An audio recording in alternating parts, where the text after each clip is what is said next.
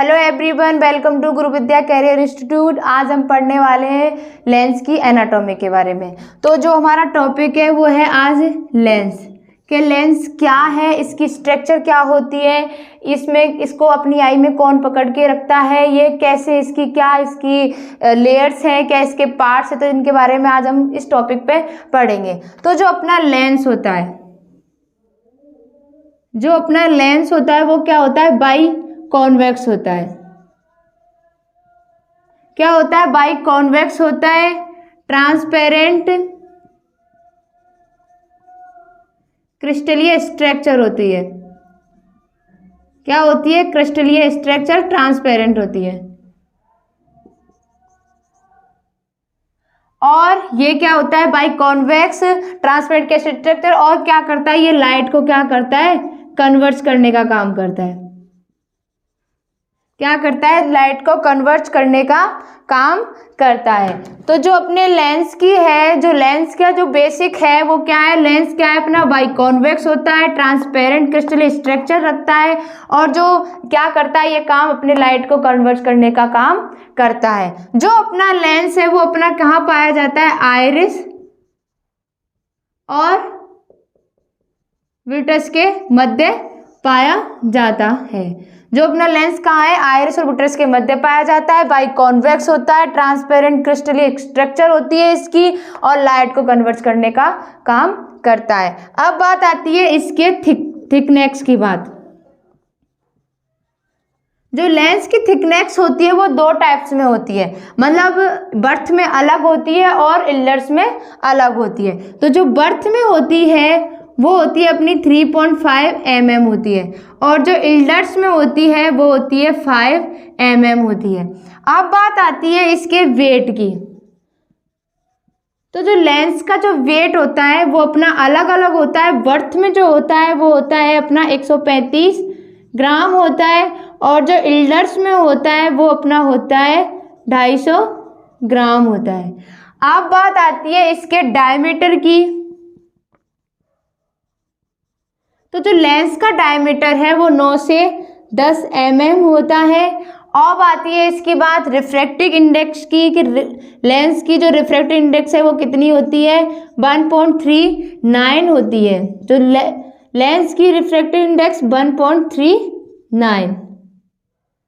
अब बात आती है इसके अकोमोडेशन पावर की, कि अकोमोडेशन पावर कितनी होती है। तो जो अकोमोडेशन पावर है जैसे एज के साथ क्या होती है, अपनी घटती जाती है। जैसे जैसे अपनी एज बढ़ेगी तो जो अकोमोडेशन पावर है वो क्या होगी, अपनी घटेगी। तो बर्थ के समय जो अपनी अकोमोडेशन पावर होती है वो 14 से 18 डायप्टिक पावर होती है, और जब इल्डर्स में होती है या अंगस्त में बोले तो ये कितनी होती है, 7 से 8 होती है। और ओल्ड एज में क्या हो जाती है, ये घट जाती है, कितनी हो जाती है, 1 से 2 डायप्टर हो जाती है। जब ओल्ड एज में अकोमोडेशन पावर घट जाती है तो ये जो ओल्ड एज में जो पेशेंट्स होते हैं वो अपना कौन सा, प्रेसबायोपिक डिजीज रखते हैं। प्रेसबायोपिक डिजीज के द्वारा क्या होते हैं, ग्रसित हो जाते हैं।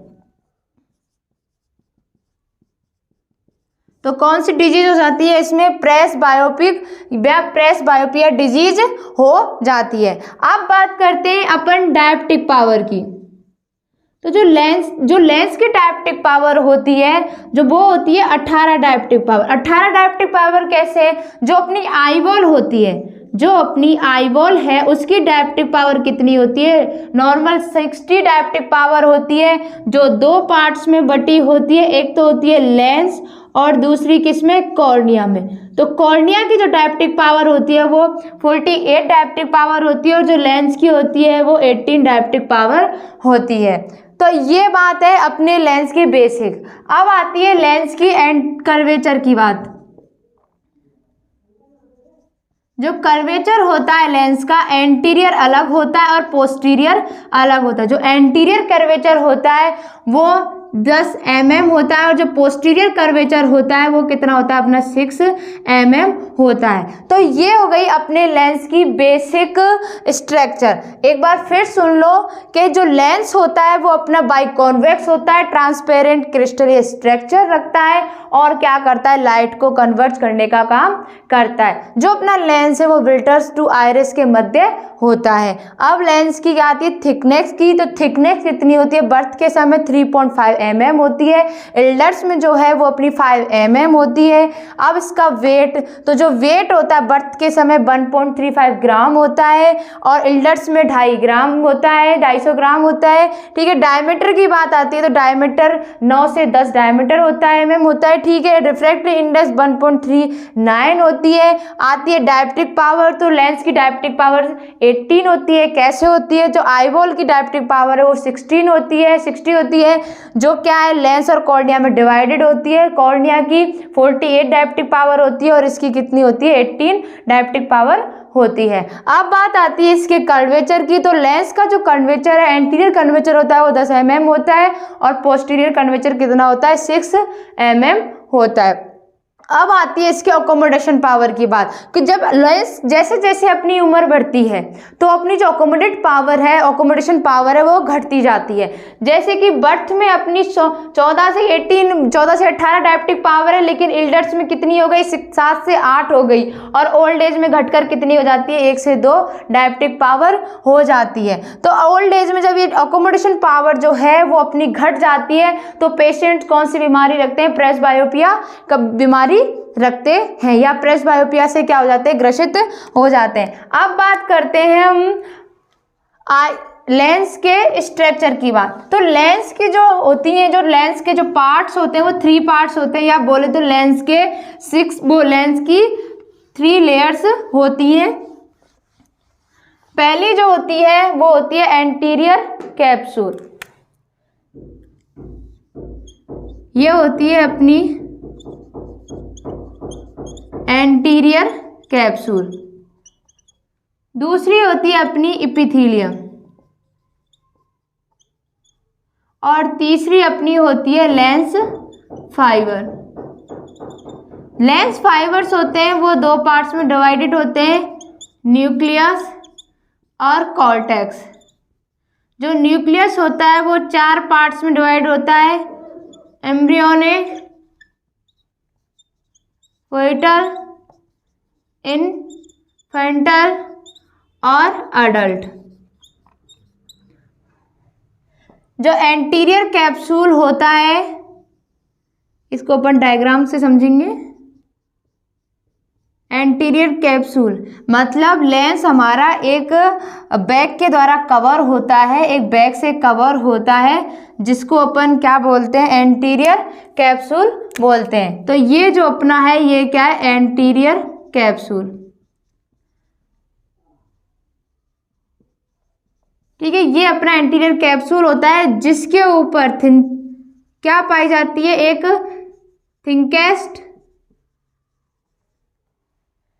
एक मेम्ब्रेन पाई जाती है जिसको अपन क्या बोलते हैं, हाइलाइन मेम्ब्रेन।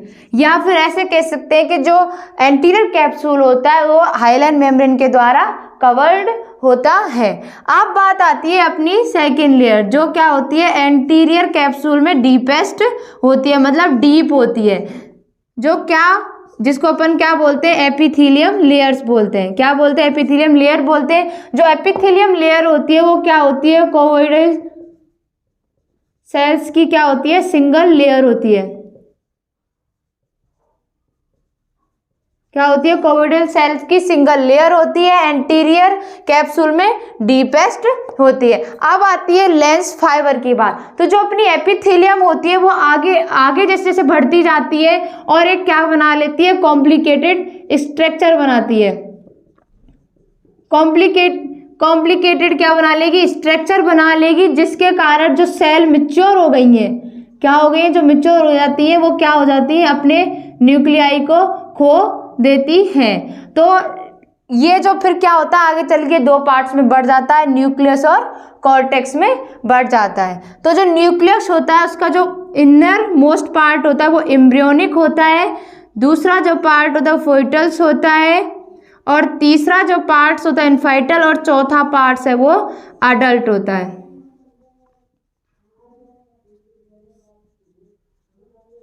फोइटल, इन्फेंटाइल और अडल्ट। और जो इसको अपन क्या बोल देंगे, इन सबको मिलके क्या बोल रहे हैं अपन, न्यूक्लियस। और जो लास्ट बचा है वो क्या है, अपना कॉर्टेक्स पार्ट होता है। जो एम्ब्रियोनिक पार्ट होता है वो 3 मंथ में बनता है।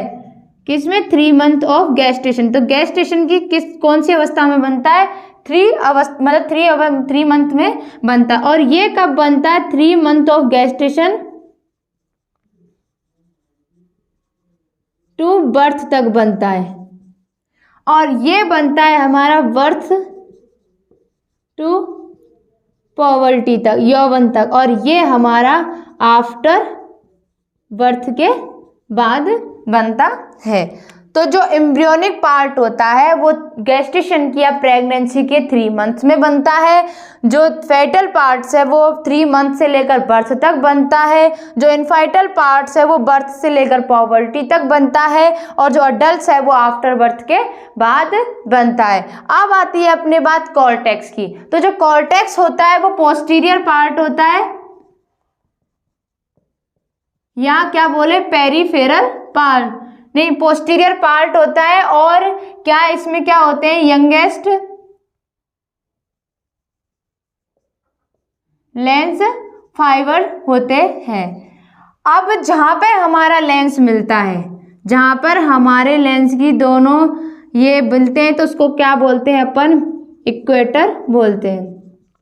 जहां पर अपनी दोनों पोस्टीरियर एंड एंटीरियर पार्ट मिल रहे हैं, उसको अपन क्या बोलते हैं, इक्वेटर बोलते हैं। अब जो हमारा लेंस होता है वो सस्पेरी लेंस फिलामेंट्स के द्वारा क्या होता है, सिलेरी, वो पकड़ा हुआ रहता है।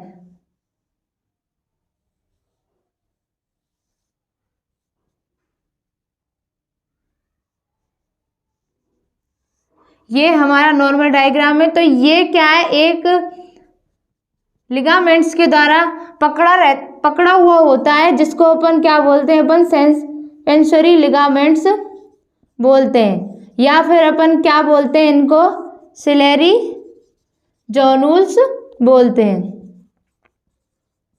ये क्या काम करती हैं, तो ये क्या करती हैं, अपने लेंस को क्या करती हैं, पकड़ने का काम करती है। तो एक बार फिर सुन लो कि जो लेंस होता है उसकी 3 लेयर्स होती हैं, anterior capsule, epithelium and lens fibre. जो एपिथेलियम लेयर होती है वो हाइलेन मेंबर से एपिथेलियम जो लेयर होती है वो एंटीरियर कैप्सूल जो होता है उसके चारों तरफ हाइलेन मेम्ब्रेन पाई जाती है, और वो एक बैग के द्वारा कवर होता है, जिसको अपन कैप्सूल बोलते हैं। और इसी को अपन क्या बोलते हैं, एंटीरियर कैप्सूल बोलते हैं। जो एपिथेलियम लेयर्स होती है वो कोवोइडल सेल्स की सिंगल लेयर्स की बनी हुई होती है, और एंटीरियर कैप्सूल में क्या होती है, डीपेस्ट मतलब डीप पर होती है।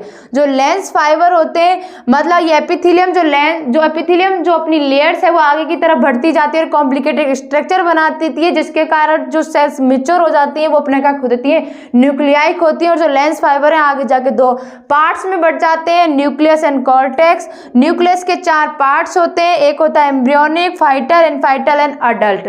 एम्ब्रियोनिक जो होता है वो 3 मंथ ऑफ गेस्टेशन में बनता है। जो फाइटल होता है वो 3 मंथ ऑफ गेस्टेशन से लेकर बर्थ तक बनता है। जो इनफाइटल होता है वो अपना बर्थ से लेकर पॉवर्टी तक बनता है, और जो इन अडल्ट होता है वो आफ्टर बर्थ के बाद बनता है। अब आती है अपने कॉर्टेक्स की बात। तो कॉर्टेक्स क्या होता है, पोस्टीरियर पार्ट होता है, और अपने क्या रखता है, यंगेस्ट लेंस फाइबर रखता है। अब बात आती है अपने सस्पेंसरी लिगामेंट्स की बात आती है। तो जो सस्पेंसरी लिगामेंट्स होते हैं वो अपने लेंस को क्या करते हैं, पकड़ने का काम करते हैं, जिनको अपन क्या बोलते हैं, सिलेरी जोनूल्स भी बोलते हैं। और ये अपने जो लेंस के कन्वर्जन एंड डाइवर्जन मूवमेंट्स को कंट्रोल करते हैं। तो ये हुई अपने लेंस की बेसिक एनाटॉमी।